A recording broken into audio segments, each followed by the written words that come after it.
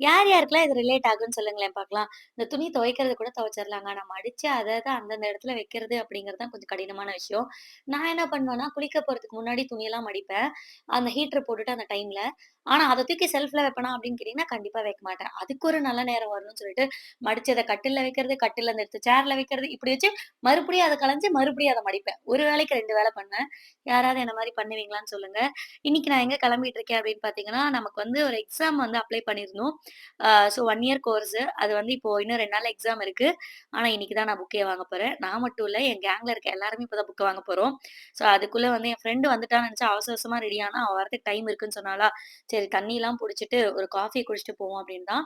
இந்த காஃபி மட்டும் எனக்கு நானே வச்சு குடிச்சா, அந்த குடிச்ச ஃபீலே வராது. ஸோ அதனால அத எங்க பாட்டி வச்சு தர சொல்லி, அந்த காஃபியும் மெதுவா குடிச்சிட்டு, அப்படியே வந்து கிளாஸ் கெளம்பிட்டேன். அங்க என்னோட ஃப்ரெண்ட்ஸ்லாம் வருவாங்க. அங்க போயிட்டு நான் என்ன படிக்கிறேன், என்ன எக்ஸாம் அப்படிங்கிறதெல்லாம் அடுத்தடுத்த வீடியோல சொல்றேன். இந்த வார புதன்கிழமை லாங் வீடியோ வரும். மறக்காம நம்ம சேனல சப்ஸ்கிரைப் பண்ணி சப்போர்ட் பண்ணுங்க. பாய்.